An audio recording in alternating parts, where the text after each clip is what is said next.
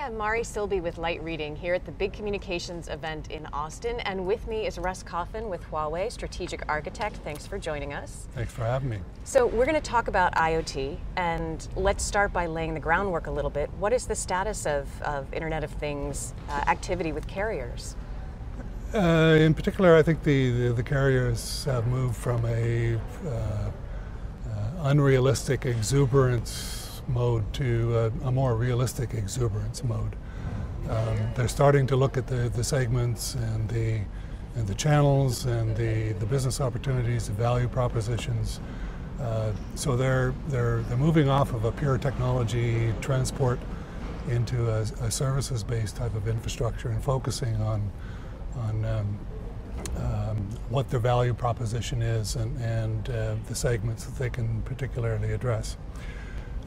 Most of the carriers are focusing on an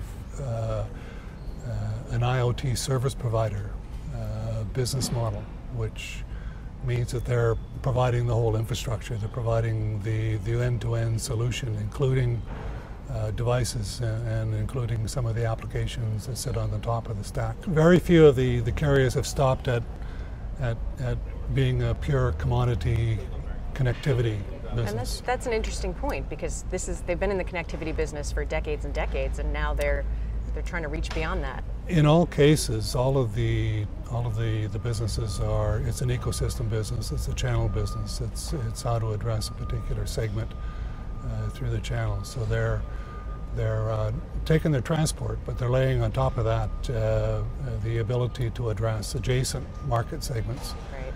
And through additions to their existing market channels to the end user.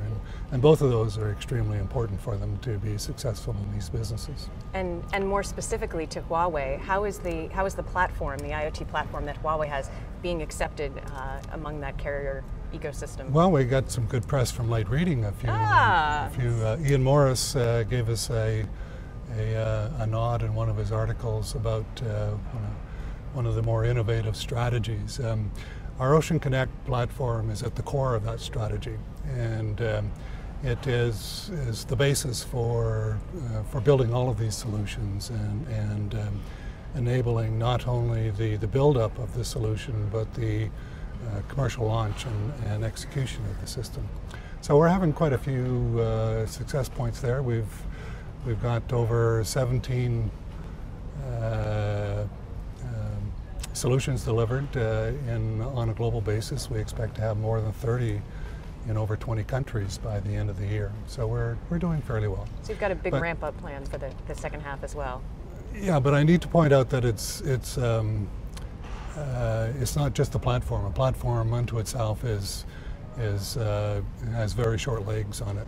We need to offer the entire ecosystem. We need to offer the business development. We need to offer the whole stack, from devices and chipsets all the way up through applications, artificial intelligence, those types of things. A very vibrant third-party development environment, third-party vendors. So we offer the full solution that's built around the core of the platform. Okay, so in terms of supporting the business, it's not just about what your platform has to offer, it's also about how you're going to partner with others in the ecosystem, because Huawei can't be all things, and Exactly. Presumably some of your customers want. Exactly, and we have a fairly well laid out process of working with our carrier customers from begin to end to help them get to this rational exuberance. Is it rational, or we really are at the rational well, stage? It must be rational, because there's a lot of money in each part of the value chain. So people are making money out of it. It's proven. So there's some rationality to it, but there's a lot of exuberance. We've got a long way to go yet on really fleshing this out. From there, we go to a device-orientated design. We take the experience that we want to execute within the network environment, and we break that down into the key technical factors to get the experience of the service across. We take those factors and we build that into a network design that provides the coverage and the access and the battery life and the bandwidth and all of these factors that will that will make it a good experience from an end user's point of view and a device point of view. That seems to me a good look at kind of where the platform stands today and a lot of the core components there. Do you want to talk at all about what's next? I mean, I know we're still rationalizing this period, but there's no stopping to not look forward. Data collection, management, real-time data, streaming data, data that you collect once a day. It puts it all into big data pools and small data pools, and it processes the data and allows for distribution of that data in filtered formats to third-party applications. So yeah, we need to move from irrational exuberance to rational exuberance to the next phase of irrational exuberance, whatever that is. I hope we never get past the exuberance stage. I agree. It's a lot of fun. There's a long way to go though. There is. Thanks for joining us at BCE. Thank you very much.